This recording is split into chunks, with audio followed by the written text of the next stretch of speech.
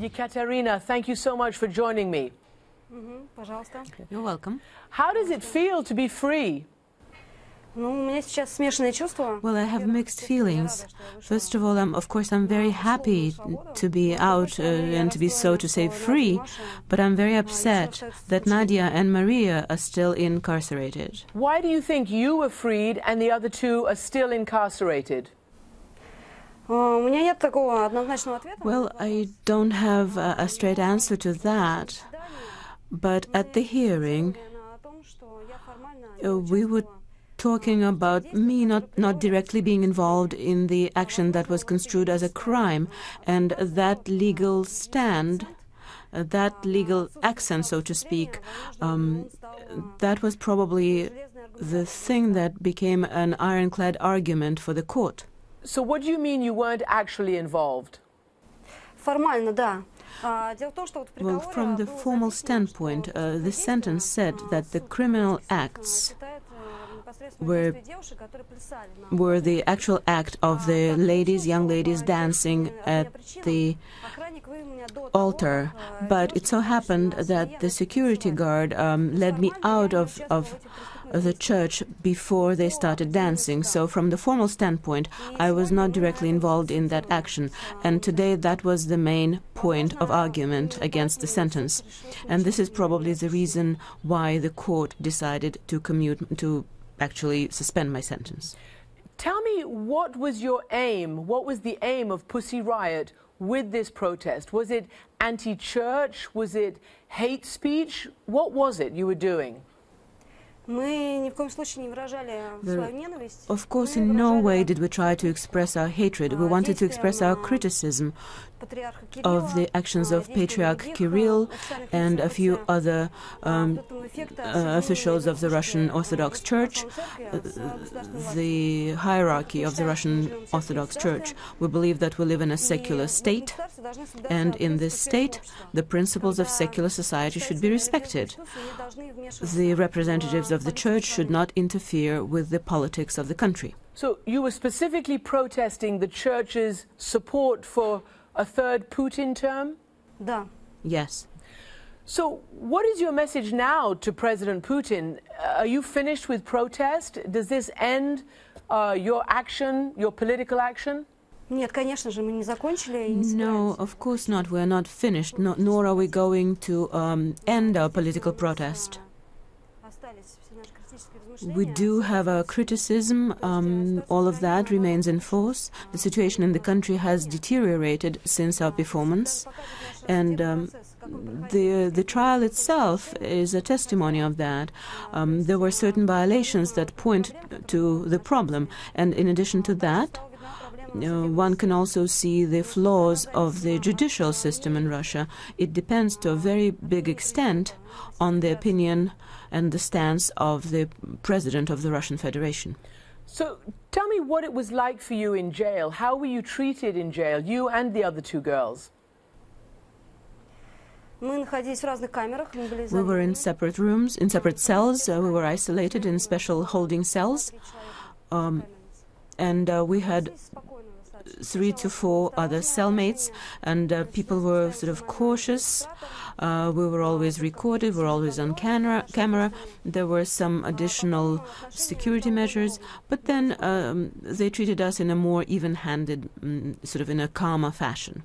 So there was no abuse, there was no punishment other than being in jail? No, of course not. No, nothing of the sort. And how do your other two friends feel? What do they say to you about being separated from their children? Both of them are mothers of young children. Well, of course, they're very, very upset about doing their term in jail, but they're holding up very well. When we get together, when we were going to the courthouse, we were very happy to see each other, and we just shared our experiences. What are they saying? I mean, what did they say to you after you were freed and they had to go back to jail? They congratulated me. They were very happy for me. and they wished me all the best. We hugged, and we were all very happy. So are you afraid as you continue? You said you want to continue your protests, but look, you've just been in jail for many months, and there are increasingly laws and other such things that make protests very difficult in Russia. Aren't you afraid? To be perfectly honest, I never felt the fear. I never felt scared. There was nothing extra scary, even in jail. But naturally, I will be more cautious in my actions going forward. We have to act in such a way so that they do not learn about the concerts ahead of time before it's too soon, so that we wouldn't be caught and jailed afterward. We would have to somehow get round the authorities to deceive them in some clever way. But you would still go back to a cathedral, for instance? Well, the concept of our group is such that we never go back to the same venue. Once we have one performance in one venue, the next performance will be in a different spot, in a different place, on a different subject, on another political subject, but they're different. So just based on this assumption, we are not going back to that particular cathedral. Have your feelings for President Putin changed? What do you feel? What is your message? Well, my attitude to President Putin has not changed. I have a negative attitude. I do not want to turn to him personally.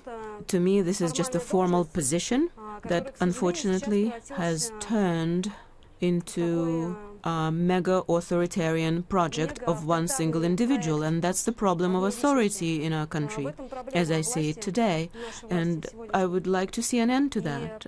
I do not want to see this authoritarian regime that we're seeing in the person of President Putin. Do you think the other two girls will have to serve out their sentence? Do you see any path for them to be released anytime soon? I think anything is possible, and today the situation showed that it's really unpredictable.